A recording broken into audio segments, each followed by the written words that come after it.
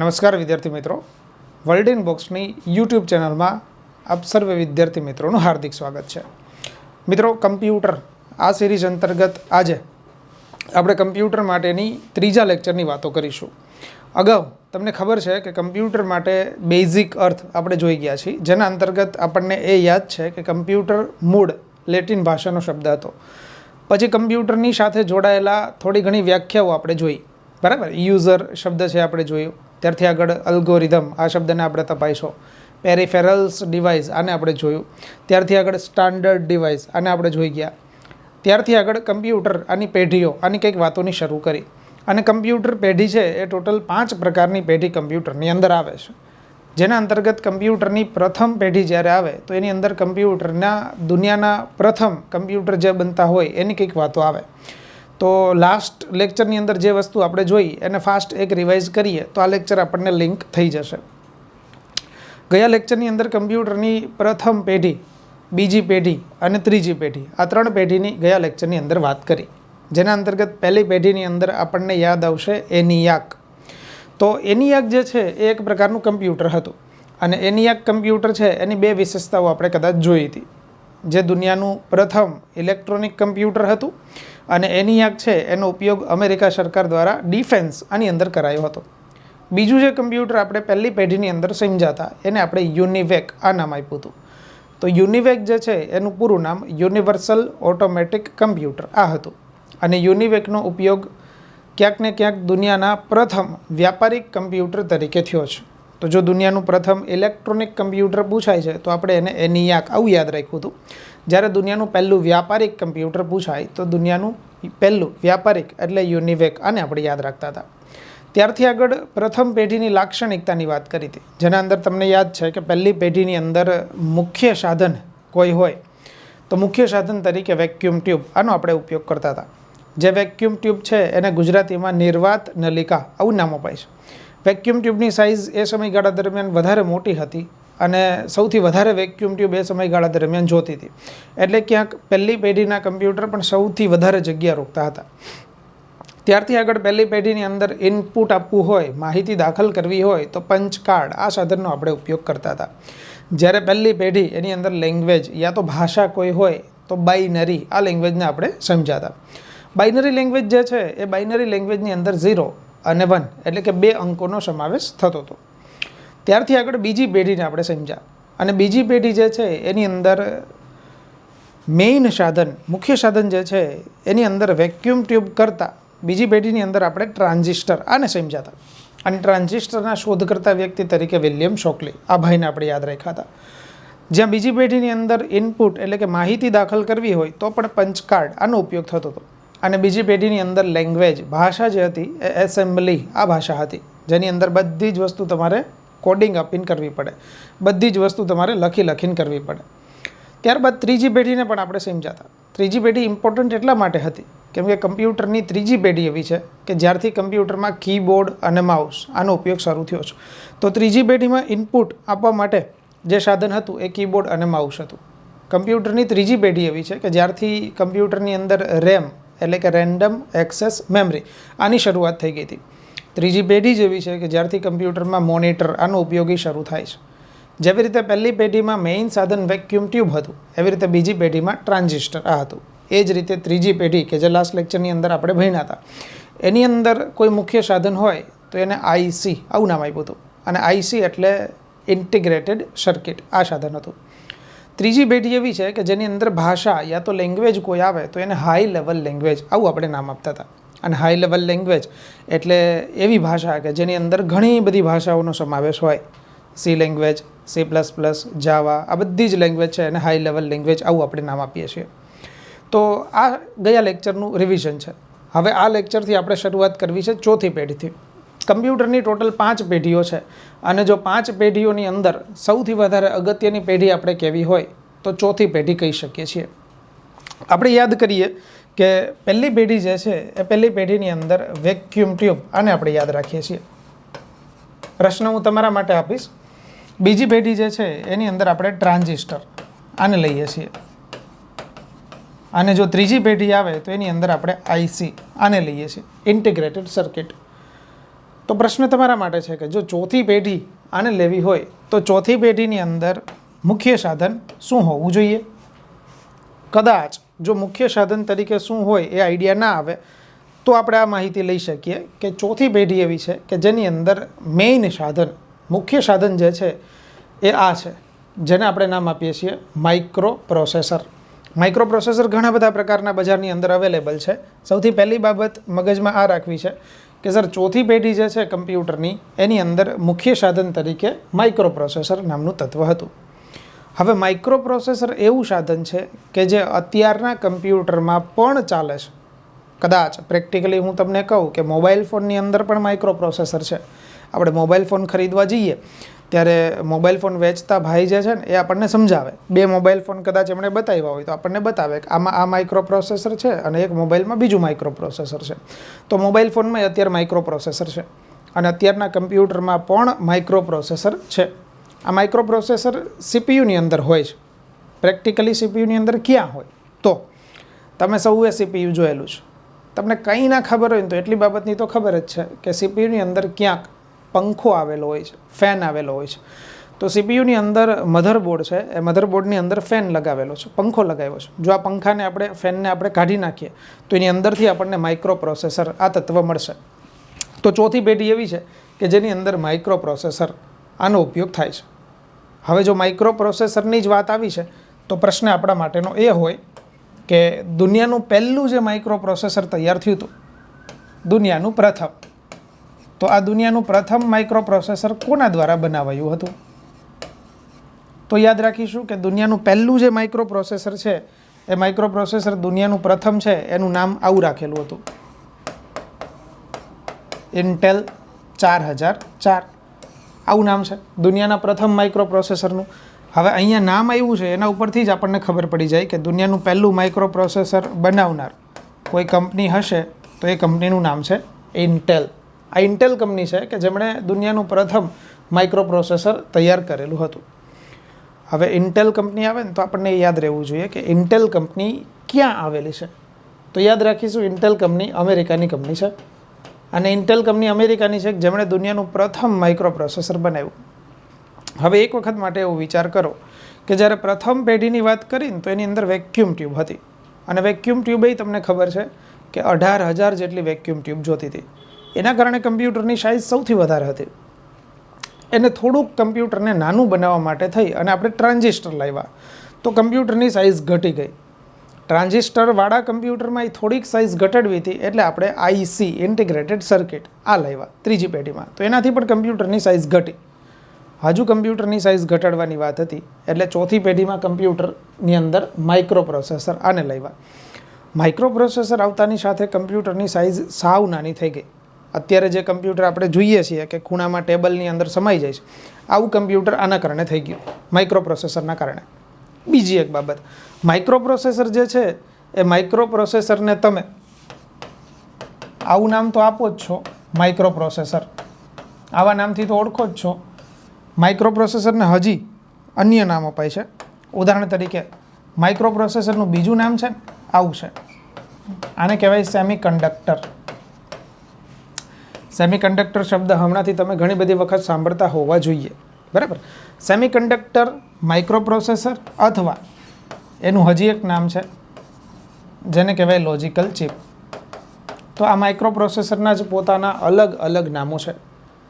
હવે સર તમે એમ કેમ કીધું કે સેમી કન્ડક્ટર શબ્દ અમે હમણાંથી વધારે સાંભળતા હશો? કારણ એવું છે કે હમણાં જ કેન્દ્ર સરકારે સેમી કન્ડક્ટર આની પોલિસી લોન્ચ કરી છે અને સેમી કન્ડક્ટર પોલિસી જે લોન્ચ કરવામાં આવી છે એનો સમયગાળો પણ કેન્દ્ર સરકાર દ્વારા 2022થી 2027 5 વર્ષનો સમયગાળો રાખ્યો છે.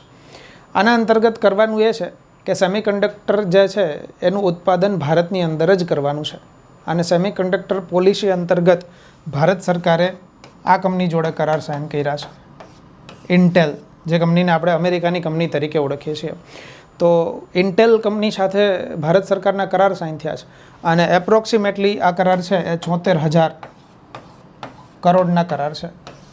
વિચારો કે ભારત સરકાર છે ને એ ભારતની અંદર જ માઇક્રો પ્રોસેસર આનું ઉત્પાદન કરવા માગે છે. તો ભારત સરકાર સર માઇક્રો પ્રોસેસરનું ઉત્પાદન અત્યાર સુધી કરતું નથી? જવાબ આવે ના. 2021નું વર્ષ એવું છે કે જ્યારે ભારત સરકારે માઇક્રો પ્રોસેસર આ બનાવવાની શરૂઆત કરી. 2021થી ભારત સરકારે માઇક્રો પ્રોસેસર ભારતનું પોતાનું બનાવી લીધું. હવે ભારત સરકાર એવું કરવા માગે છે કે ભારતની અંદર જ તમામ પ્રકારના માઇક્રો પ્રોસેસર છે એનું ઉત્પાદન એની અંદર જ થાય. એટલા માટે અમેરિકાની ઇન્ટેલ કંપની છે ને એની સાથે કરાર સાઇન કર્યા છે. ભારત સરકારે અમેરિકાની ઇન્ટેલ કંપનીની સાથે કરાર કરી અને એવું કીધું કે તમે તમારા કર્મચારી છે ને એને ભારતની અંદર મોકલો. ભારતના કોઈ કર્મચારી હશે જે સેમિકન્ડક્ટરનું ઉત્પાદન છે એની જોડે જોડાયેલા હશે તો અમે એને એની સાથે જોડશું. આ બંને ભેગા થઈને ભારતની અંદર જ સેમિકન્ડક્ટરનું ઉત્પાદન કરશે.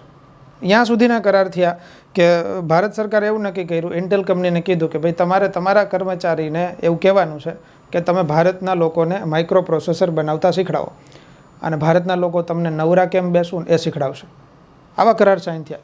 આપણે તો આટલું યાદ રાખવું છે કે સેમિકન્ડક્ટર પોલિસી જે છે એનો સમયગાળો વર્ષ 2022થી 2027 છે અને માઇક્રો પ્રોસેસર જે છે એ ચોથી પેઢીની અંદર આવે છે.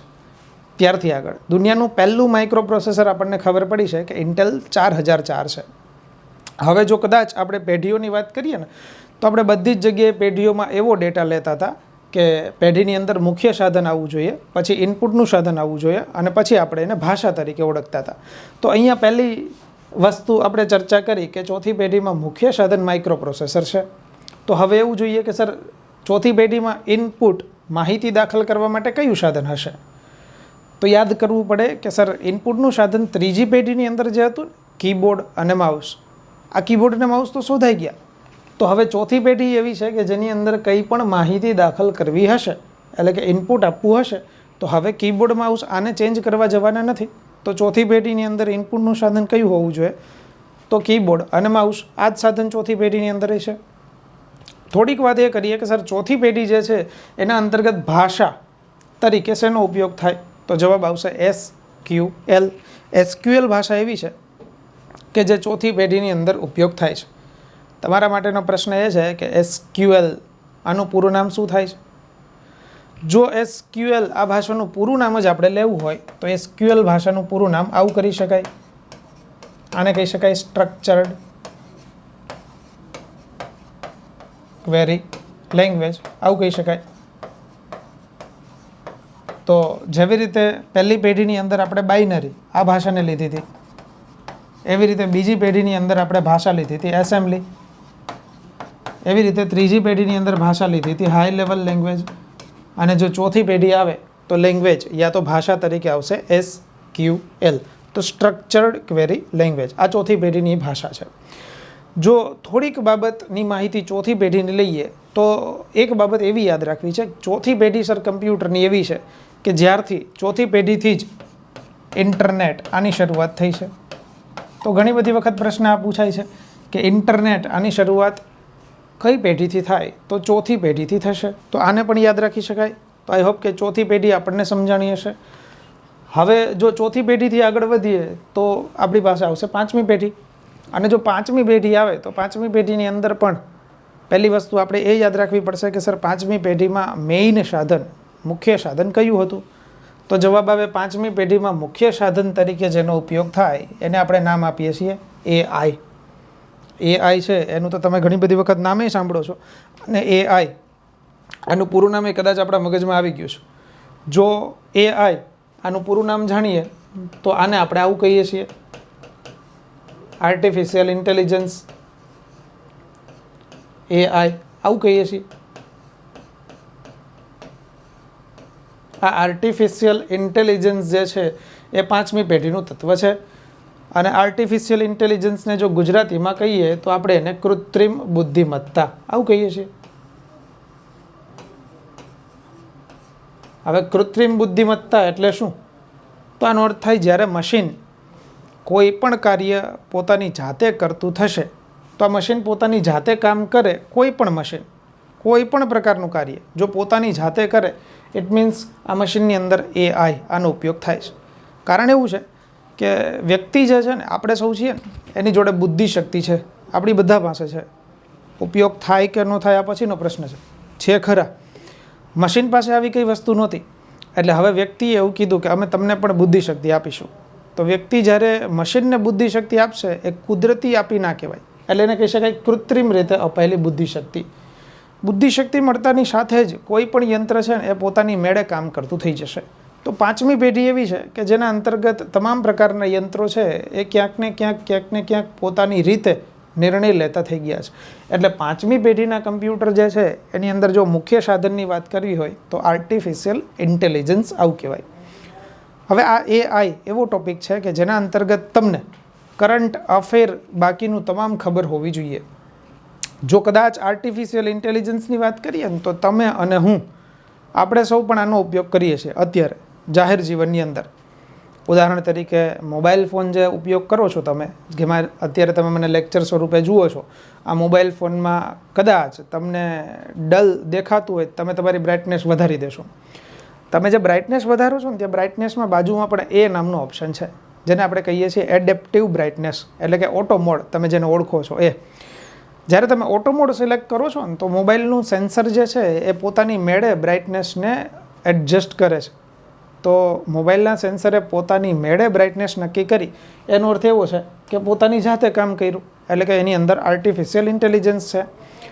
ઘણી બધી વખત તમે વોટ્સએપની અંદર સ્ટેટસ ઘણા બધા લોકોના જુઓ છો, તમે તો ઝૂમ કરીને જુઓ છો, પણ બાબત ત્યાં છે કે વોટ્સએપના સ્ટેટસ જે આપણે જોઈએ છે ને એમાં ઘણી વખત જે મોબાઈલ ફોનના કેમેરાથી ફોટો ક્લિક થયો હોય ત્યાં નીચે લખેલું હોય AI કેમેરા, એટલે કે અત્યારના તમામ કેમેરાની અંદર આર્ટિફિશિયલ ઇન્ટેલિજન્સ છે જેને કહેવાય છે ઓટો ફોકસ મોડ.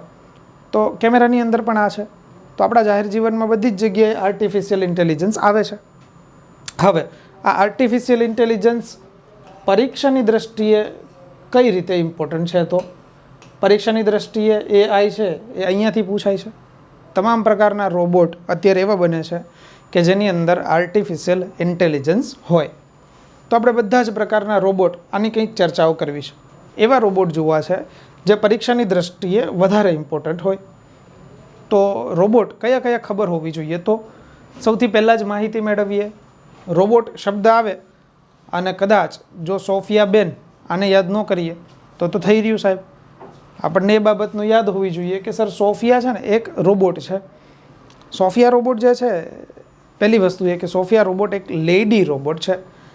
આ રોબોટની ખાસિયત એ છે કે સોફિયા રોબોટ આખી દુનિયાનો પહેલો રોબોટ તૈયાર થયો છે. આખી દુનિયાનો પહેલો રોબોટ કે જેને કોઈ દેશનું નાગરિકત્વ પ્રાપ્ત થયું હોય. હવે સર નાગરિકત્વ મેળવવું એટલે શું? એક દેશ એવો છે કે જેમણે એવું કીધું કે સોફિયા છે ને અમારા માટે વ્યક્તિ તરીકે જ છે, રોબોટ નથી. એટલે રૂબરૂ વ્યક્તિ તરીકેનું નાગરિકત્વ મેળવનાર કોઈ રોબોટ હોય તો એ છે સોફિયા. અને કયો દેશ છે કે જેમણે આ રોબોટને નાગરિકત્વ આપેલું હોય? તો ખાસ યાદ રાખીશું કે સોફિયા આ રોબોટને નાગરિકત્વ આપનાર દેશ જે છે ને એ સાઉદી અરેબિયા આ દેશ છે, જેને તમે UAE આવું નામ આપો છો. તો સાઉદી અરેબિયા જે દેશ છે એમણે સોફિયા રોબોટને નાગરિકત્વ આપેલું છે. દુનિયાનો પહેલો દેશ બન્યો કે જેને કોઈ રોબોટને નાગરિકત્વ આપેલું હોય તો સાઉદી અરેબિયા. હવે આ રોબોટ જે છે એ રોબોટ તો 2018ની અંદર સાઉદી અરેબિયા દેશ દ્વારા નાગરિકત્વ અપાયેલું છે. સોફિયા રોબોટ એવો છે કે જે કોઈની જોડે વાતચીત પણ કરી શકે. 2019ના એન્ડમાં આ રોબોટને ભારતની અંદર પણ રજૂ કરવામાં આવ્યો હતો, એટલે કે ભારતની અંદર પણ લાવવામાં આવ્યા હતા. અને સોફિયા રોબોટ જે છે ને એને ભારતનું ટ્રેડિશનલ કહેવાય સાડી, સોફિયા બેનને સાડી પહેરાવી અને દિલ્હીની અંદર, પુણેની અંદર રજૂ કરવામાં આવ્યા. IITના તમામ સ્ટુડન્ટ છે એમણે એમની સાથે ક્વેશ્ચન આન્સર પણ કર્યા. તો સોફિયા રોબોટને યાદ રાખીશું કે દુનિયાનો પ્રથમ રોબોટ છે કે જે નાગરિકત્વ પ્રાપ્ત કરનાર હોય. નાગરિકતા મેળવવી એટલે આપણે ભારતના નાગરિક છીએ તો આપણને મૂળભૂત અધિકારો પ્રાપ્ત થયા છે. જો સાઉદી અરેબિયા દેશના મૂળભૂત અધિકારો હશે તો આ બેન નહીં મળશે. આપણે ભારતના નાગરિક છીએ તો આપણું રાશન કાર્ડ બન્યું છે. જો કદાચ સાઉદી અરેબિયા દેશનું હશે તો આ બેનનું રાશન કાર્ડ તૈયાર થયું હશે. આ બેનનું ઇલેક્શન કાર્ડ પણ હોવું જોઈએ, બરાબર. તો આ નાગરિકત્વ છે. આ તો આપણે ખાલી જાણકારી મેળવીએ છીએ કે દુનિયાનો સૌથી પ્રથમ નાગરિકતા ધરાવતો રોબોટ તો સોફિયા આ છે. ક્લિયર? ત્યારથી આગળ એક રોબોટ આ છે રશ્મિ. મોટા ભાગેના રોબોટ લેડી રોબોટ જ તૈયાર થાય છે. ભાઈઓનું પ્રભુત્વ છે ને ધીમે ધીમે ઓછું થતું જાય છે. થોડાક ટાઈમમાં કદાચ માઇનસમાં આવી જશું. જો અગેન અહીંયા એક રોબોટ છે આપણી જોડે, એનું નામ છે રશ્મિ. રશ્મિ રોબોટ છે ને એ ભારતની અંદર તૈયાર થયો છે. પણ સાહેબ તમે કદાચ એવું ન કીધું હોત ને ભારતની અંદર થયો તોય અમને ખબર પડી જાત, કેમ કે નામ ઉપરથી જ ખબર પડે છે કે ભારત હોય ને તો જ આવા નામ રાખે, રશ્મિ જેવા નામ, બરાબર. તો રશ્મિ રોબોટ છે એ ભારતની અંદર તૈયાર થયો છે, અને ભારતની અંદર ઝારખંડ આ રાજ્ય છે, આની અંદર આ રોબોટ તૈયાર થયો છે. રશ્મિ રોબોટની ખાસિયત એ છે કે આખી દુનિયાનો પહેલો રોબોટ તૈયાર થયો છે કે જે હિન્દી ભાષા જાણી શકતો હોય. રશ્મિ રોબોટ છે એ દુનિયાનો પહેલો રોબોટ છે કે હિન્દી ભાષા જાણી શકે અને હિન્દી ભાષા બોલી શકે. અત્યાર સુધી એક પણ રોબોટ એવા નહોતા કે જે હિન્દી ભાષા જાણી શકતા હોય, બોલી શકતા હોય. તો એવો પ્રથમ રોબોટ તૈયાર થયો જેનું નામ હતું રશ્મિ. આમ તો 2018ની અંદર આ રોબોટ તૈયાર થઈ ગયો છે, પણ ઘણી બધી વખત હજી પણ કરંટ અફેરની અંદર રશ્મિ આ રોબોટ ચર્ચામાં રહેતો હોય છે. તો રશ્મિ રોબોટને યાદ રાખીશું, દુનિયાનો પ્રથમ હિન્દી ભાષા જાણી શકતો, બોલી શકતો રોબોટ છે. ત્યારથી આગળ અગેન આપણી સામે એક રોબોટ છે. આ રોબોટનું નામ છે આઈદા. આઈદા જે રોબોટ છે એ આઈદા રોબોટનું કદાચ તમે નામ વાંચશો તો તમને પહેલા શબ્દ મળે છે AI. આ AI શબ્દ છે એનું તો પૂરું નામ આપણને ખબર જ છે કે સર આને આર્ટિફિશિયલ ઇન્ટેલિજન્સ આવું કહેવાય છે.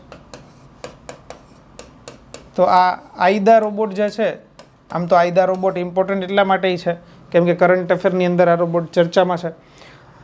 GPSC ક્લાસ 1-2 આના પ્રિલિમ પેપરની અંદર પણ આઈદા આ રોબોટ પૂછાઈ ગયો કે આઈદા શું છે, આવી રીતે ક્વેશ્ચન હતો. તો ત્યાં જવાબમાં ટીક કરવાનું હતું. આઈદા ચર્ચામાં છે, એક પ્રકારનો રોબોટ છે. તો આઈદા રોબોટ જે છે એ કઈ જગ્યાએ ચર્ચામાં છે, તો યાદ રાખીશું બ્રિટન આની અંદર ચર્ચામાં છે. હવે તમે ચિત્ર જુઓ છો એના ઉપરથી જ ખબર પડી જશે કે ભાઈઓનું પ્રભુત્વ પાછું અહીંયા નથી. આઈદા રોબોટ છે અગેન લેડી રોબોટ છે એક પ્રકારનો. આ રોબોટ જે છે આઈદા, એની ખાસિયત શું છે, તો આઈદા રોબોટ આખી દુનિયાનો પ્રથમ રોબોટ છે જે ચિત્રકાર રોબોટ હોય. ચિત્રકાર રોબોટ હોવું એટલે જો પ્રિન્ટ કાઢવાની વાત નથી ચાલતી.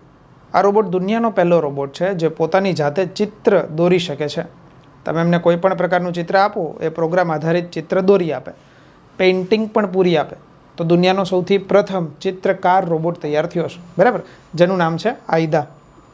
હવે આઈદા નામ જે છે ને થોડુંક અટપટું નામ તમને લાગે છે. કારણ એવું છે કે આઈદા આ નામ જે છે એ આ બેનના નામ ઉપરથી લીધું છે,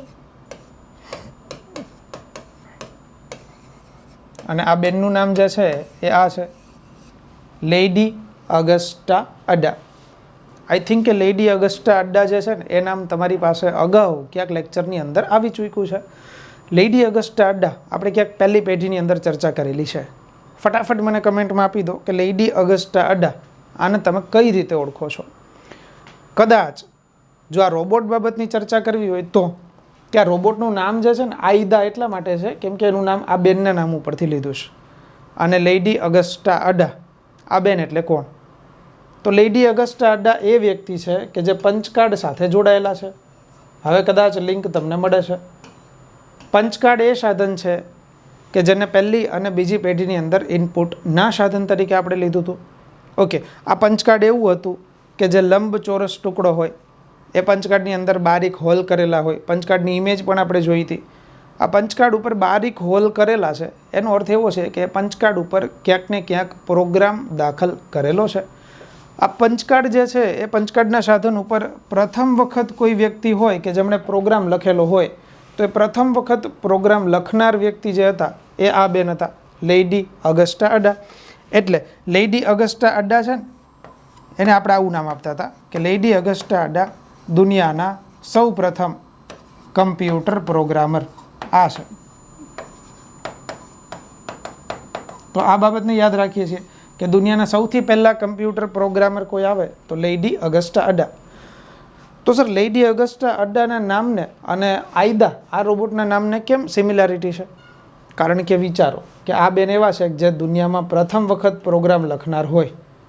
આ રોબોટ એવો છે કે જે દુનિયામાં પ્રથમ વખત પ્રોગ્રામ આધારિત ચિત્ર દોરી આપતો હોય.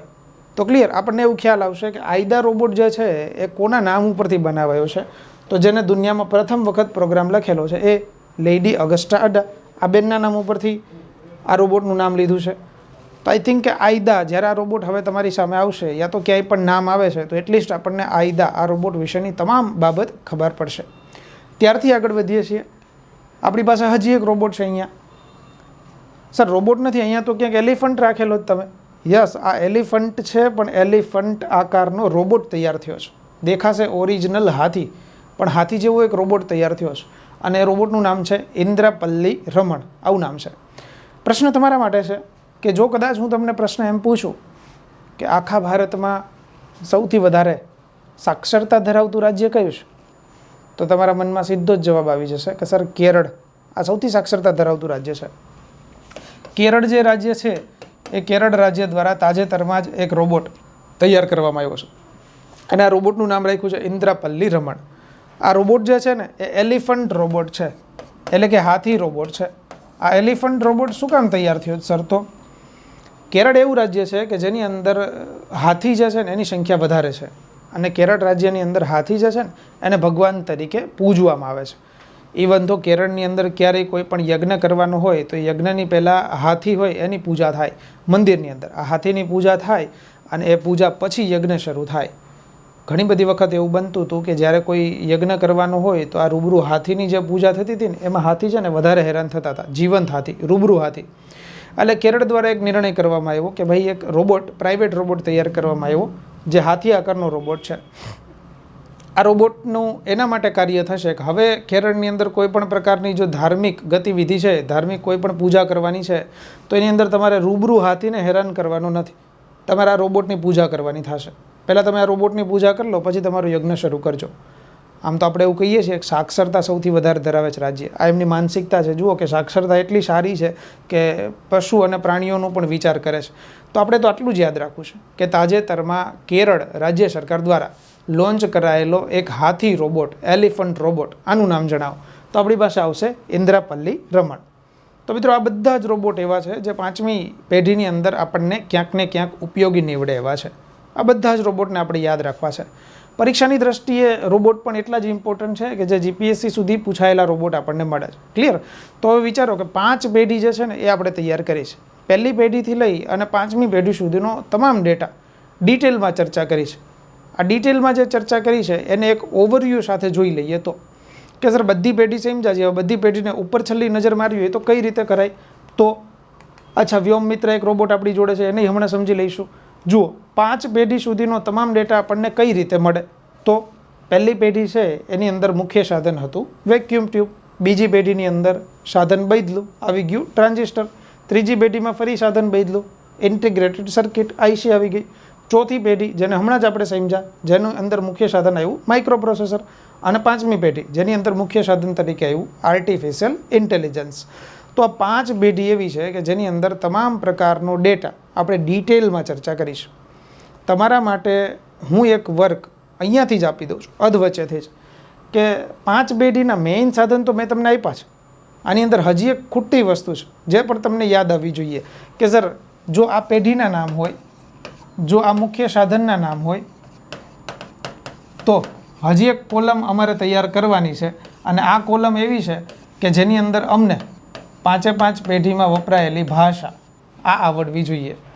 તો જો 5 પેઢી આવે છે તો 5 પેઢી અંતર્ગત તમને મુખ્ય સાધન તો યાદ આવે જ છે, ભાષા પણ યાદ આવવી જોઈએ. તો આ વર્ક તમારા માટે હું આપું છું કે તમારે કમેન્ટ બોક્સની અંદર મને 5 પેઢીના નામ આપવાના છે અને 5 પેઢીની અંદર કઈ કઈ ભાષા હોય એનો ઉપયોગ થાય આ તમારે મને કહેવાનું છે. ક્લિયર? હવે વ્યોમ મિત્ર રોબોટ જે બાકી છે એની આપણે માહિતી લઈ લઈએ. ચાલો, એક રોબોટ જે બાકી છે આની માહિતી લઈ લઈએ. તો આપણી જોડે એક રોબોટ તૈયાર છે. કદાચ તમે મને એમ કહો ને કે સર કરંટ અફેરના બધા જ રોબોટ અમને ભૂલાઈ જાય છે, તો હું એમ કહું કાંઈ વાંધો નથી. આ એક જ રોબોટ એવો છે જે તમને હંમેશા યાદ રહેવો જોઈએ. અચ્છા સર, લેડીઝ રોબોટ છે એટલે યાદ રાખવાનું છે? ના, એવું નથી. અગેન એક લેડી રોબોટ જ છે. રોબોટનું નામ છે વ્યોમ મિત્ર, આવું નામ છે. આ વ્યોમ મિત્ર રોબોટ જે છે ને એ આપણા માટે ઇમ્પોર્ટન્ટ એટલા માટે છે કેમ કે વ્યોમ મિત્ર આ રોબોટ તૈયાર કરનાર સંસ્થા જ સૌથી વધારે ઇમ્પોર્ટન્ટ છે આપણા માટે. સંસ્થાનું નામ છે ઈસરો. ઈસરો જે સંસ્થા છે એ અવકાશ મથક સાથે જોડાયેલી સંસ્થા છે. ક્લિયર? આ ઈસરો છે ને એ અત્યારે એક મિશન ઉપર કાર્યરત છે અને ઈસરો દ્વારા તૈયાર થતું અત્યારનું એક મિશન છે એનું નામ આવું છે ગગનયાન. આ મિશન છે ગગનયાન. મિશન છે ને એ તૈયાર થઈ ગયું છે. ઈસરો દ્વારા એવી જાહેરાત થઈ છે કે આ વર્ષના એન્ડ સુધીમાં અમે ગગનયાન મિશન છે એમને લોન્ચ કરી દઈશું. ગગનયાન મિશન છે એને ઘણી બધી વખત આવું નામે અપાય છે કે ગગનયાન મિશન સમાનવયાન છે. ભારતનું પ્રથમ સમાનવયાન આ યાન છે ગગનયાન. સમાનવયાન એટલા માટે કહેવાય છે કેમ કે આ ભારતનું પહેલું યાન છે કે જેની અંદર જીવંત કોઈ અવકાશ યાત્રી વ્યક્તિ છે ને એ ભારતની અંદર યાનમાં બેસી અને અંતરિક્ષમાં જશે. જો ઈસરો છે ને એમને ઘણી બધી સિદ્ધિ હાંસલ કરી છે. દુનિયાનું અંદર એક જ રોકેટ લોન્ચરની અંદર સૌથી વધારે ઉપગ્રહ લોન્ચ કરવાની સિદ્ધિ હોય તો ઈસરો જોડે છે. પરંતુ અત્યાર સુધી ભારત દેશની અંદર એવું યાન તૈયાર નથી થયું કે જેની અંદર જીવંત કોઈ વ્યક્તિ બેસે અને અંતરિક્ષની અંદર જાય. દુનિયાની અંદર 3 દેશો એવા છે કે જેની અંદર આવા યાન છે. ભારત હવે આવું યાન બનાવે છે જેનું નામ રાખ્યું છે ગગનયાન. તો આ ગગનયાન એવું સ્વદેશી યાન છે કે જેની અંદર જીવંત વ્યક્તિ બેસીને જશે. તો ભારત દુનિયાનો 4થો દેશ બનવાનો છે. ઈસરોએ એવી જાહેરાત કરી છે કે ડિસેમ્બર સુધીમાં યા તો આ વર્ષના એન્ડ સુધીમાં અમે આ યાન છે એમને લોન્ચ કરી દઈશું. તો આ યાન જ્યારે લોન્ચ કરવામાં આવશે ને ત્યારે 2 વખત એમના પરીક્ષણ થશે, ટ્રાયલ થશે. જ્યારે ટ્રાયલ કરવામાં આવશે ને ત્યારે કોઈ વ્યક્તિ એની અંદર જશે નહીં, પણ વ્યક્તિ તરીકે જ એક રોબોટ જે ઈસરોએ બનાવેલો છે એમને આ યાનની અંદર મોકલવામાં આવશે અને રોબોટનું નામ છે વ્યોમ મિત્ર. આ રોબોટ જે છે ને એ રોબોટ આ યાનની અંદર બેસી અને અંતરિક્ષની અંદર જશે. ઇન શોર્ટ આ રોબોટ ચેક કરશે કે જો કોઈ વ્યક્તિ આની અંદર બેસીને આવે તો કેવા કેવા પ્રોબ્લેમ આવી શકે. તો પરીક્ષણ કરવા માટે મિશન ગગનયાન માટે ઈસરોએ એક રોબોટ બનાવ્યો છે જેનું નામ રાખ્યું છે વ્યોમ મિત્ર. હવે ઈસરો છે ને એ કોઈ રોબોટ તૈયાર કરે તો ઈસરો આમનામ તો નામ રાખશે નહીં. જુઓ 2 શબ્દો લીધા છે, વ્યોમ અને મિત્ર. આમાં મિત્ર જે શબ્દ છે એનો અર્થ આપણને ખબર છે કે એનો અર્થ થાય ફ્રેન્ડ, સખા. આ વ્યોમ જે શબ્દ છે પહેલો શબ્દ એ ઈસરોએ સંસ્કૃત ભાષા આના ઉપરથી ઉઠાયો છે. અને સંસ્કૃત ભાષા જે છે ને એની અંદર વ્યોમ શબ્દ મળે છે. સંસ્કૃત ભાષાની અંદર વ્યોમ શબ્દ છે ને એનો અર્થ આવું થાય છે આકાશ અથવા તો અંતરિક્ષ. એટલે ઈસરોએ આવું નામ રાખ્યું છે વ્યોમ મિત્ર, આકાશ મિત્ર. તો આ લોન્ચ થશે પછી આપણે એવું યાદ રાખશું કે આ ભારતનો સર્વપ્રથમ અવકાશ યાત્રી રોબોટ છે. ક્લિયર? તો આને પણ યાદ રાખી શકાય વ્યોમ મિત્ર રોબોટ વિશે. ત્યારથી આગળ આ 5 પેઢીનું લિસ્ટ જે આપણે હમણાં જ જોયું. તો કમ્પ્યુટરની 5 પેઢી આપણે ડિટેલમાં ભણ્યા છીએ મિત્રો. હવે એક નવા ટોપિકની શરૂઆત કરવી છે. અહીંયાથી આજથી જ નવા ટોપિકની શરૂઆત કરી દઈએ કે 5 પેઢી પૂરી થાય પછીનો ડિટેલનો ટોપિક જે ભણવો છે, જેવી રીતે પેઢીઓ ભણ્યા છે ડિટેલમાં એવી જ રીતે આ વસ્તુ ભણવી છે જેને કહેવાય કમ્પ્યુટરના પ્રકારો. કમ્પ્યુટરના પ્રકારો છે ને તમે ઘણી બધી વખત ઘણા બધા પ્રકારો સાંભળેલા હશે. અહીંયા જે પ્રકારો આપણે સમાવવાના છે એ પ્રકારોના નામ છે માઇક્રો કમ્પ્યુટર, ત્યારથી આગળ છે પર્સનલ કમ્પ્યુટર, ત્યારથી આગળ છે મિની કમ્પ્યુટર અને ત્યારથી આગળ છે સુપર કમ્પ્યુટર. કમ્પ્યુટરના પ્રકારો ઘણા બધા છે અને બધાય પ્રકારો આના સિવાય પણ ઘણા બધા પ્રકારો આપણે ડિટેલમાં ભણવા છે. માની લો કે જો કમ્પ્યુટરના પ્રકારોની સમજવાની જ શરૂઆત કરવી હોય તો પહેલો પ્રકાર આપણી જોડે સમજવા માટે આવે છે માઇક્રો કમ્પ્યુટર. જો માઇક્રો કમ્પ્યુટર આવે તો કદાચ તમારા મનમાં કેવા પ્રકારનું કમ્પ્યુટર આવે કે ભાઈ માઇક્રો એટલે શું? તો કદાચ તમે તરત જ મને જવાબ આપશો કે સર માઇક્રો આ જે શબ્દ લખ્યો છે ને એ શબ્દ ઉપરથી અમે જાણીએ કે માઇક્રો કમ્પ્યુટર એટલે નાનું કમ્પ્યુટર આ થાય. તમે એકદમ સાચા છો કે માઇક્રો કમ્પ્યુટર એટલે નાનું કમ્પ્યુટર થાય. તો જે કમ્પ્યુટર કદમાં નાનું હોય એને માઇક્રો કમ્પ્યુટર કહેવાય. પણ સર કમ્પ્યુટર તો ઘણા બધા છે જે ઘણા બધા કદમાં નાના છે.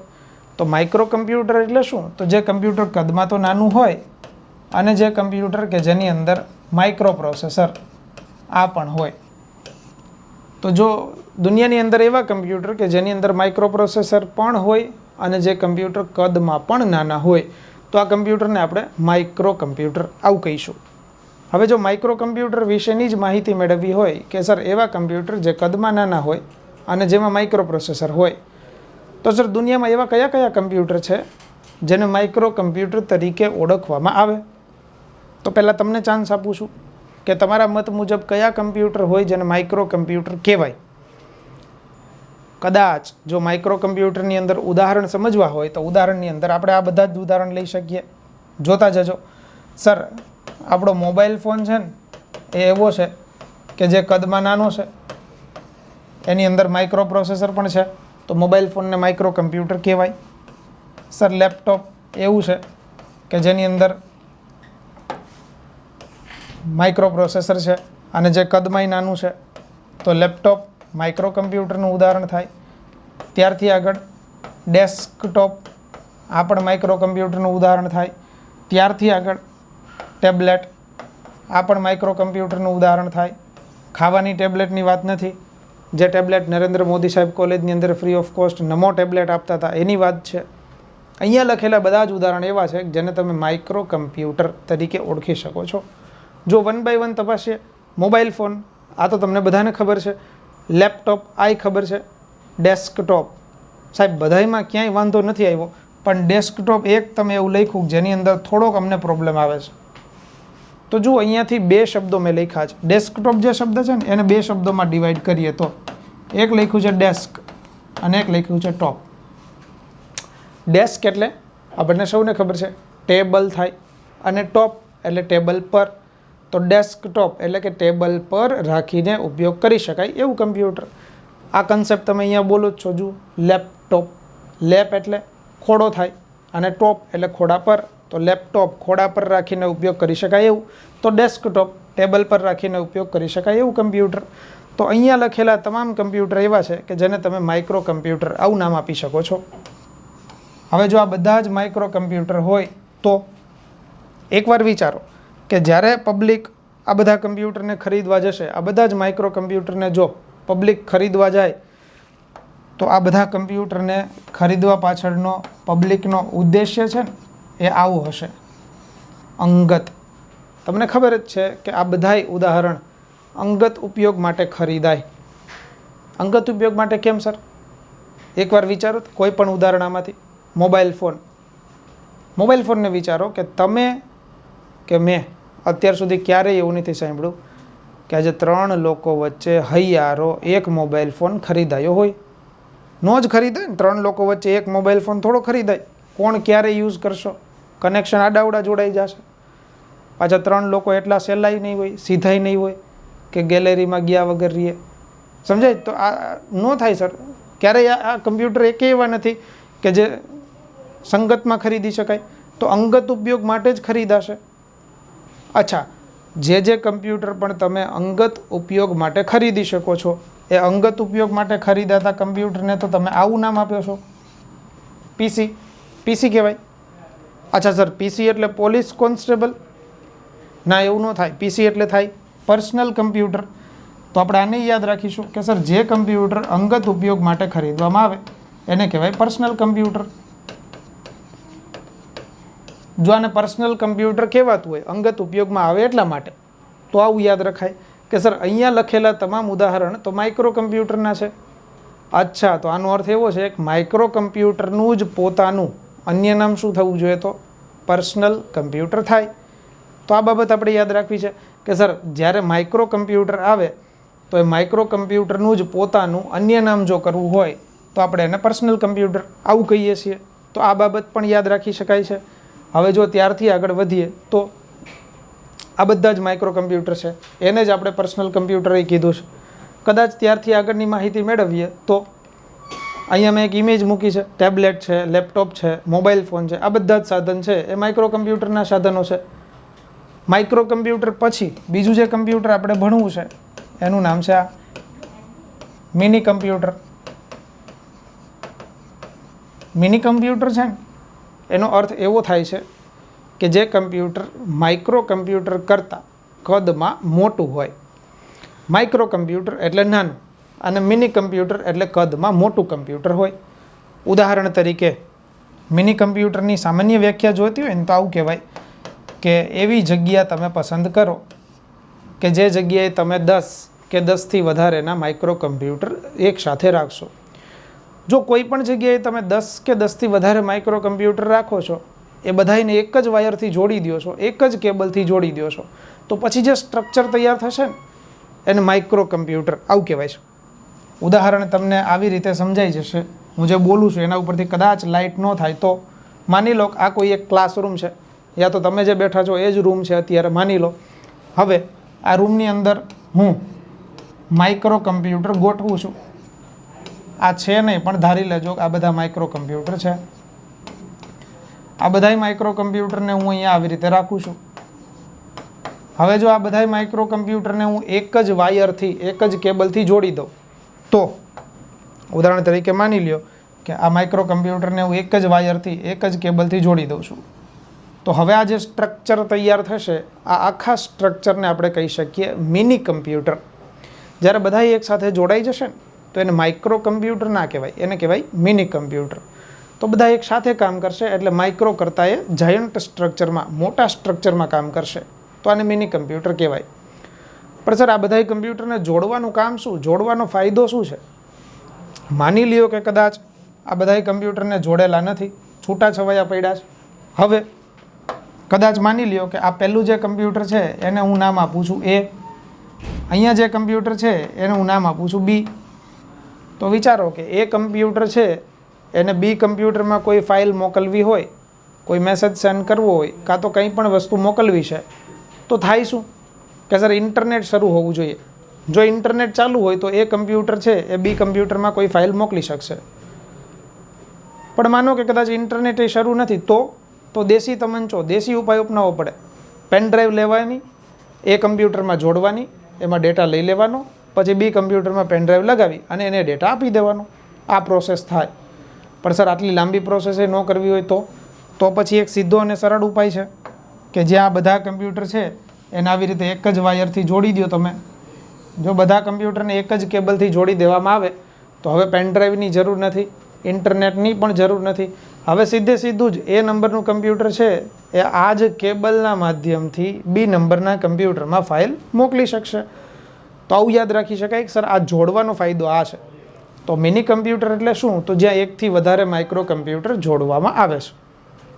હજી એક બાબત, જો આ મિની કમ્પ્યુટર હોય તો એવું વિચારો કે પ્રશ્ન આ પૂછાઈ શકે કે મિની કમ્પ્યુટરમાં જોડાયેલા તમામ કમ્પ્યુટર સ્વતંત્ર રીતે કેવા કમ્પ્યુટર છે?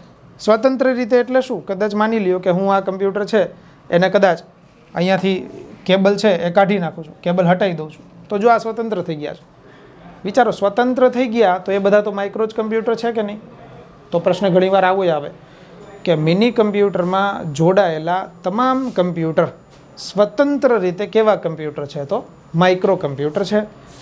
તો આ બાબતની આપણે યાદ રાખવી છે. ક્લિયર? તો મિની કમ્પ્યુટર આવે ને તો બે બાબત યાદ રાખવાની કે મિની કમ્પ્યુટર એટલે શું? તો એકથી વધારે માઇક્રો કમ્પ્યુટર જોડાઈ જાય. જ્યારે આ બધા જ કમ્પ્યુટર જોડાઈ જશે તો ફાયદો એ થશે કે એકબીજામાં માહિતીનું આદાન પ્રદાન કરવું છે ને એ સહેલું થઈ જશે, સરળ થઈ જશે. તો મિની કમ્પ્યુટરથી નાનું કમ્પ્યુટર એટલે માઇક્રો, અને માઇક્રો કરતાં મોટું કમ્પ્યુટર તો મિની કમ્પ્યુટર. જનરલી આવું સ્ટ્રક્ચર છે ને એ કઈ જગ્યાએ હોય? તો મિની કમ્પ્યુટરનો ઉપયોગ છે ને આ બધી જગ્યાએ થશે. ઉદાહરણ તરીકે મિની કમ્પ્યુટર છે એ બેંકની અંદર હોય. બેંકની અંદર તમે જશો તો આ સ્ટ્રક્ચર હોય. મિની કમ્પ્યુટરનું સ્ટ્રક્ચર છે ને એ હોસ્પિટલ, આની અંદર પણ હોય. મિની કમ્પ્યુટરનું ઉદાહરણ છે એ પોસ્ટ ઓફિસ, આની અંદર પણ તમે જુઓ છો. તો આ બધી જગ્યાએ મિની કમ્પ્યુટર આનો ઉપયોગ થાય છે. તો આ બાબત આપણને યાદ રહેવી જોઈએ. જ્યારે માઇક્રો કમ્પ્યુટર કદાચ હું લઉં છું, માની લો આની પહેલાંનું જે કમ્પ્યુટર આપણે સમજ્યા હતા માઇક્રો કમ્પ્યુટર, તો જો માઇક્રો કમ્પ્યુટર આવે તો એ માઇક્રો કમ્પ્યુટરમાં તો મોબાઈલ ફોન હતો, લેપટોપ હતું, ટેબ્લેટ હતું. તો એનો ઉપયોગ ક્યાં ક્યાં થાય? તો સર તમામ લોકોના ઘરની અંદર થતું હોય. અચ્છા સર, લોકોની ઓફિસની અંદર પણ આનો ઉપયોગ થાય છે. ઘણી વખત માઇક્રો કમ્પ્યુટર એટલે કે ટેબલ પર રાખેલું કમ્પ્યુટર છે તો હોસ્પિટલમાંય હોવું જોઈએ, અને બેંકની અંદર પણ એ જ કમ્પ્યુટર હોવું જોઈએ. ક્લિયર? તો આ બધી જ બાબત આપણને યાદ આવે છે કે જો માઇક્રો કમ્પ્યુટર આવે તો નાનું, મિની કમ્પ્યુટર આવે તો એનાથી મોટું. તો બે કમ્પ્યુટરની ચર્ચા કરી છે. માઇક્રો એનું જ નામ અન્ય પર્સનલ કમ્પ્યુટર છે, અને બીજું કમ્પ્યુટર ભણ્યા છે મિની કમ્પ્યુટર. હવે આજના દિવસની જે આપણી સ્પેશિયલ બાબત લેવાની છે એ દર લેક્ચરની અંદર આપણે એકાદી આઈટી કંપની આની ચર્ચા કરીએ છીએ. સુપર કમ્પ્યુટર જે બાકી છે ને એને આપણે આવતા લેક્ચરની અંદર નિરાતે ભણવું છે, ડિટેલમાં ભણવું છે. એટલા માટે જે આઈટી કંપનીની આજે વાત કરવી છે ને એનું નામ છે HP. HP કંપની છે ને એને તમે ઓળખો તો છો જ. ઘણી વખત તમે HP કંપનીનું નામે જાણેલું છે. યાદ રાખવાનું છે HP કંપની છે ને એનું પૂરું નામ હરખ પદુડા નથી થતું, પણ યાદ રાખીશું HP એટલે શું થાય? તો હેવલેટ પેકાર્ડ, આવું નામ છે. HP કંપની વિશેની માહિતી લઈએ તો HP કંપની છે એમના સ્થાપક જે છે ને એ બે વ્યક્તિ છે, જોતા જજો. એક છે બિલ હેવલેટ. અને બીજા જે વ્યક્તિ છે ને એ છે ડેવિડ પેકાર્ટ. તો વિચારો કે આ બે વ્યક્તિના નામ છે ને એ જોડી દીધા, બિલ હેવલેટ અને ડેવિડ પેકાર્ટ. તો એ બની ગયું HP. ક્લિયર? HP કંપનીનું હેડક્વાર્ટર છે ને એ આવેલું છે પાલો અલ્ટો, અહીંયા આવેલું છે. અને પાલો અલ્ટો કઈ જગ્યાએ આવેલું છે? તો કેલિફોર્નિયા, USA ખાતે આવ્યું છે. ક્લિયર? તો આને પણ યાદ રખાય. અને અત્યારે હાલ HP કંપનીના CEO એનરિચ લોર્સ આ વ્યક્તિ છે. તો જો HP કંપની આવે તો આ બધી જ બાબત યાદ રાખીશું કે HP એટલે હરક પદુડા નહીં, પણ હેવલેટ પેકાર્ટ આ નામ છે. ક્લિયર? ત્યારથી આગળ શોર્ટકટ કી, જે દર લેક્ચરની અંદર થોડીક શોર્ટકટ કી આપણે ભણવી છે. એના કારણે કદાચ લેક્ચર સંપૂર્ણ સિલેબસ જ્યારે પૂર્ણ થશે ને ત્યાં સુધીમાં બધી જ શોર્ટકટ કી પણ આપણા મગજમાં આવી જશે. તો એવી જ આજની 5 શોર્ટકટ કી છે ને એ આપણે F1 થી શરૂ કરી અને F5 ત્યાં સુધીની શોર્ટકટ કી ભણવી છે. જોતા જાઓ. F1 આ જે શોર્ટકટ કી છે ને એનો અર્થ થાય હેલ્પ એન્ડ સપોર્ટ. મારા મતે આ શોર્ટકટ કી આપણને બધાને ખબર છે, ઘણી બધી વખત પરીક્ષાની અંદર પૂછાઈ ગયું છે કે F1 આ શોર્ટકટ કીને શું કહેવાય, એનાથી કાર્ય શું થાય? તો help and support. Help menu open થશે. ત્યારથી આગળની શોર્ટકટ કી છે F2. F2 શોર્ટકટ કીનું કામ છે રીનેમ, એટલે કે કોઈ પણ ફોલ્ડરનું નામ તમારે જો બદલવું છે તો સીધું જ તમે F2 કરી શકો છો. કદાચ માની લ્યો કે ઉદાહરણ તમારું જ લઈએ, તમારી પાસે એક કમ્પ્યુટર હોય, એની અંદર તમે તમારી ઇમેજ, આમ તો તમારા બેયની ઇમેજ તમે રાખી હોય, એનું તમે ફોલ્ડર બનાવ્યું છે. હવે જ્યારે તમે નવું ફોલ્ડર બનાવશો ને તો નવા ફોલ્ડરનું નામ આવું આવશે, ન્યૂ ફોલ્ડર. હવે તમને એવું થાય કે આની અંદર તમારા બંનેની ઇમેજને તમારા બંનેના બધા જ પ્રકારના ફોટોઝને બધું રાખ્યું છે, તમારે આનું નામ ચેન્જ કરવું છે અને તમારા બેયનું નામ રાખવું હોય તો કરાવીશું. આના ઉપર એરો લઈ જવાનો, આને એક વખત સિલેક્ટ કરવાનું, સિલેક્ટ કરીને સીધું જ તમે F2 દબાવશો ને તો આ નામ છે ને એને તમે બદલી શકશો. ન્યૂ ફોલ્ડર નામ છે, પછી તમે તમારું નામ અહીંયા રાખી શકો. તો આટલી બાબત યાદ રાખવી છે. કોઈ પણ ફાઇલ, ફોલ્ડર કે કોઈ પણ આઇકન આનું નામ બદલવું હોય તો શોર્ટકટ કી જોશે F2. ઘણી બધી વખત પરીક્ષાની અંદર આ પૂછાશે. ત્યારથી આગળ છે F3. F3 જે શોર્ટકટ કી છે ને એ સર્ચ બાર એક્ટિવ કરવા માટે છે. સર્ચ બાર એક્ટિવ કરવા માટે એટલે શું? માની લો કે હું માય કમ્પ્યુટર આને ઓપન કરું છું. માય કમ્પ્યુટર છે ને એમાં ઉપર કદાચ તમે જોયું છે ને તો અહીંયા લખેલું હોય માય કમ્પ્યુટર, આવું લખેલું હોય. ત્યારથી આગળ હોય મિનિમાઇઝ, ત્યારથી આગળ હોય મેક્સિમાઇઝ અને ત્યારથી આગળ હોય ક્લોઝ. આ માય કમ્પ્યુટરની અંદર તમને ખબર છે કે નીચે ઘણી બધી તમને ડ્રાઈવ દેખાય છે. ઉદાહરણ તરીકે નીચે લખેલું હોય C ડ્રાઈવ, પછી લખેલું હોય નીચે D ડ્રાઈવ, ત્યારથી આગળ લખેલી હોય E ડ્રાઈવ. આ રીતે બધી ડ્રાઈવ છે. તમે કદાચ માય કમ્પ્યુટરમાં જોશો ને તો અહીંયા તમને એક સર્ચ બાર દેખાશે. તમે કોઈ પણ ડ્રાઈવની અંદર કંઈ પણ માહિતી સર્ચ કરવા માગો છો તો અહીંયા તમે ક્લિક કરીને તમારે અહીંયા નામ જે કંઈ સર્ચ કરવું છે એ તમે કરી દો અને એન્ટર આપી દો તો એ બધી જ વસ્તુ તમને સર્ચ થઈ જશે. પણ સર અહીંયા ક્લિક કરવા માટે મારે માઉસને ઉપયોગ કરવો પડશે. જો માઉસથી નથી કરવું, સીધું કીબોર્ડથી અહીંયા તમારા કર્સરને લઈ આવું છું. કર્સર એટલે કદાચ તમને બધાને ખબર હોવી જોઈએ કે કર્સર એટલે શું? તો ઓલું બ્લિંક થતું હોય ને જે એને કર્સર કહેવાય, જે જગ્યાએથી લખવાની શરૂઆત થશે. તો માની લો કે અહીંયા કર્સર લઈ આવવું છે તો સીધું જ જો તમે F3 ક્લિક કરો છો તો સીધું સર્ચ બાર એક્ટિવ થશે. તો આ શોર્ટકટ કી યાદ રાખવી છે કે રીનેમ આવે તો F2, જ્યારે સર્ચ બાર એક્ટિવ કરવું છે તો F3 આ શોર્ટકટ કી છે. ત્યારથી આગળ છે F4. F4 શોર્ટકટ કી છે શેના માટે છે? તો અહીંયા લખ્યું છે છેલ્લે કરેલી પ્રક્રિયા. હવે સર છેલ્લે કરેલી પ્રક્રિયા એટલે શું?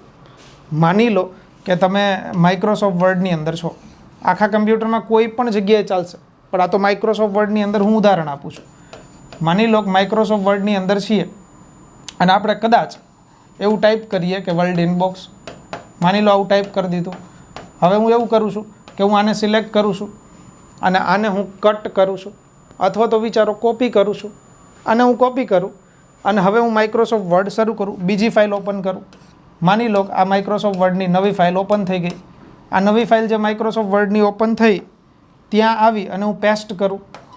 હવે પેસ્ટ કરું તો તમને ખબર છે બધાને કે અહીંયા પેસ્ટ કરતાની સાથે આવું આવી જશે. સર તમે જે કોપી કર્યું હતું ને એ પેસ્ટ થઈ જશે વર્લ્ડ ઇનબોક્સ. તો વિચારો મેં અત્યારે છેલ્લી પ્રક્રિયા કરી પેસ્ટ કરવાની. હવે કોઈ પણ જગ્યાએ જઈશ, માઇક્રોસોફ્ટ વર્ડ ચાલુ છું, હું એક્સેલ શીટ ઓપન કરી અને કોઈ પણ સેલ, એક્સેલ શીટ એટલે ખાનાવાળું એને કહેવાય સેલ, એક્સેલ શીટની અંદર જઈને અહીંયા ક્લિક કરું અને F4 દબાવું તો છેલ્લે શું કર્યું હતું? પેસ્ટ થયું હતું. તો અહીંયા પણ શું થશે? પેસ્ટ થશે. વર્લ્ડ ઇનબોક્સ આ જ પેસ્ટ થશે. કોઈ પણ જગ્યાએ જઈશ છેલ્લે જે પ્રક્રિયા કરી હતી એ થશે. કદાચ માનો કે હવે હું એવું કરું છું કે આ વર્લ્ડિંગ બોક્સ છે એને પાછું કોપી કરું. હવે કોઈ જગ્યાએ પેસ્ટ નથી કરતો, હવે હું કોપી કરેલું છું મેં. હવે બીજી એક ફાઇલ ઓપન કરું છું, જ્યાં બીજી ફાઇલની અંદર ગાંધીનગર આવું લખેલું છે. તો માની લો ગાંધીનગર લખેલું છે, આને સિલેક્ટ કરી લઉં. હવે હું આને સિલેક્ટ કરીને હવે હું F4 દબાવીશ ને તો ત્યાં વર્લ્ડિંગ બોક્સ પેસ્ટ નહીં થાય, કારણ કે મેં છેલ્લે કર્યું તો વર્લ્ડિંગ બોક્સને કોપી. તો હું ગાંધીનગરને સિલેક્ટ કરી, આખા ગાંધીનગર સિટીની વાત નથી, આ લખ્યું છે એની વાત છે. તો આ ગાંધીનગર લખેલું છે એને સિલેક્ટ કરી અને F4 દબાવું તો આ ગાંધીનગર લખેલું પણ કોપી થઈ જશે. તો તમે કમ્પ્યુટરમાં છેલ્લે જે પ્રક્રિયા કરી છે એ ફરી પાછી રિપીટ કરવાની જરૂર પડે તો F4 આનો ઉપયોગ થાય છે. જનરલી F4 છે ને એક્સેલ શીટની અંદર, માઇક્રોસોફ્ટ એક્સેલની અંદર સૌથી વધારે ઉપયોગ થાય છે. તો આને યાદ રખાય, F4 એટલે શું? છેલ્લે કરેલી પ્રક્રિયા. ત્યારથી આગળ આવો, તમારા માટેની હોટ ફેવરિટ શોર્ટકટ કી. તમને બધાને આ એક જ યાદ હોય કે સાહેબ અમે આખી ફંક્શન કીમાંથી, આખી શોર્ટકટ કીમાંથી એક જ શોર્ટકટ કી વધારે યાદ રાખીએ, F5. એને કહેવાય રિફ્રેશ. આ તો ઠીક છે સર, રિફ્રેશ કરવા માટેની શોર્ટકટ કી F5 છે. કદાચ લાસ્ટ લેક્ચરમાં તમે આખો લેક્ચર જોયો છે ને તો તમને યાદ આવશે કે ખાલી F5 થી રિફ્રેશ થાય એ સાચું, પણ બીજું કયું બટન છે જેની સાથે હું F5 દબાવું તો એ રિફ્રેશ થાય? યાદ રાખજો, હવે આવી શોર્ટકટ કી પૂછાય છે તો યાદ રાખીશું કે કમ્પ્યુટરમાં આવેલું કંટ્રોલ બટન, જો કંટ્રોલ બટનની સાથે પણ તમે F5 આને પ્રેસ કરશો તો પણ કમ્પ્યુટર રિફ્રેશ આ થશે. બરાબર? તો યાદ રાખીશું ખાલી F5 તો રિફ્રેશ કરે જ છે સર, પણ જો કંટ્રોલ બટનની સાથે પણ રિફ્રેશ કરવામાં આવે તો પણ અહીંયાથી કમ્પ્યુટર રિફ્રેશ થશે. તો જોઈ લો મિત્રો, F1, F2, F3, F4 અને F5 આ 5 શોર્ટકટ કી છે જેને પણ આપણે આ લેક્ચરની અંદર સમાવી છે. કદાચ જો ફાસ્ટ એક રિવિઝન કરી લઈએ તો આપણને ખબર છે કે કઈ કઈ બાબત આજના લેક્ચરની અંદર આપણે માણી છે. કમ્પ્યુટરની ચોથી પેઢી જોઈ છે. ચોથી પેઢીની અંદર માઇક્રો પ્રોસેસર મુખ્ય સાધન જોયું છે. માઇક્રો પ્રોસેસર દુનિયાનું પહેલું બનાવનાર જે છે એ કંપનીનું નામ હતું ઇન્ટેલ. આ કંપની જે છે એને ઇન્ટેલ 4004 આ નામ થકી માઇક્રો પ્રોસેસર તૈયાર કર્યું. અને ચોથી પેઢી આવે તો એની અંદર ઇનપુટનું સાધન જે ત્રીજી પેઢીનું કીબોર્ડ અને માઉસ હતું એ જ છે.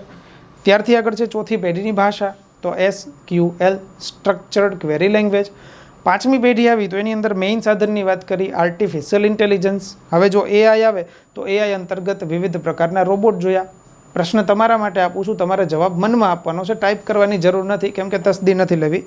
પ્રશ્ન એ પૂછાય કે આખી દુનિયાનો સર્વપ્રથમ નાગરિકતા ધરાવતો રોબોટ, તો તમારા મનમાં આવશે સોફિયા. પ્રશ્ન આવ્યો ભારતનો સર્વપ્રથમ અવકાશ યાત્રી રોબોટ કે જે અત્યારથી તૈયાર થઈ ગયો છે, ઇસરોએ તૈયાર કર્યો છે, તો નામ આવશે વ્યોમમિત્ર. કદાચ પ્રશ્ન એવો પૂછાણો કે દુનિયાનો સૌથી પહેલો ચિત્રકાર રોબોટ, તો આઈદા આ રોબોટ છે. ત્યારથી આગળ પ્રશ્ન આવ્યો ભારતના સૌથી વધારે સાક્ષરતા ધરાવતા રાજ્યનો, કે કેરળ રાજ્ય સરકારે બનાવેલો રોબોટ, તો ઇન્દ્રાપલ્લી રમણ આ રોબોટ છે. તો જો બધા જ રોબોટ એ આપણને ખબર પડી છે. અને જો કદાચ આગળની વાત કરીએ તો કમ્પ્યુટરના પ્રકારો જોયા. પ્રકારોની અંદર પહેલો જ પ્રકાર માઇક્રો કમ્પ્યુટર જોયો છે. જો માઇક્રો કમ્પ્યુટર આવે તો હવે યાદ આવવું જોઈએ કે લેપટોપ, ટેબ્લેટ, મોબાઈલ ફોન આ બધા જ સાધનો છે, ડેસ્કટોપ, એ બધા સાધનોને માઇક્રો કમ્પ્યુટર કહેવાય. એ બધાય કમ્પ્યુટર છે એ ક્યાંક ને ક્યાંક અંગત ઉપયોગ માટે આવે એટલે એને પર્સનલ કમ્પ્યુટર આવું કહેવાય છે. મિની કમ્પ્યુટર જોયું. જો મિની કમ્પ્યુટર આવે તો એકથી વધારે માઇક્રો કમ્પ્યુટર જોડાઈ જાય અને મોટું સ્ટ્રક્ચર તૈયાર થાય તો એને મિની કમ્પ્યુટર આવું નામ અપાય છે. જો ત્યારથી આગળની વાત કરીએ તો આપણે આ HP આ કંપનીની વાત કરી. જો HP કંપની આવે તો હેવલેટ પેકાર્ડ, હેડક્વાર્ટર આવે તો પાલો અલ્ટો, કેલિફોર્નિયા USA, અને સ્થાપક સભ્ય છે હેવલેટ અને પેકાર્ડ, 2 સભ્યો છે. ત્યારથી આગળ શોર્ટકટ કી, આ શોર્ટકટ કી જોઈશ. તો જો સંપૂર્ણ લેક્ચર તો ડિટેલમાં ભણ્યા જ છે, આનું એક ફાસ્ટ ટ્રેક રિવિઝન પણ આપણી જોડે છે. ક્લિયર? તો આ વાત હતી આજના લેક્ચરની. તમારી પાસેથી આશા એટલી જ છે કે ખાલી ને ખાલી જો આ લેક્ચર તમને યોગ્ય લાગ્યો, મજા આવી તો લાઇક કરીને જવાનું છે, આમનામ જવાનું નથી. ક્લિયર? વધારે અનુકૂળતા લાગે છે તો તમારે તમારા મિત્રોમાં શેર કરવાનો છે. ફરી પાછા મળીશું કમ્પ્યુટરના પ્રકારો આ લેક્ચરને લઈને. તો નવા ટોપિક સાથે મળીએ, ત્યાં સુધી સૌને મારા એક સાથે જય હિન્દ, જય ભારત.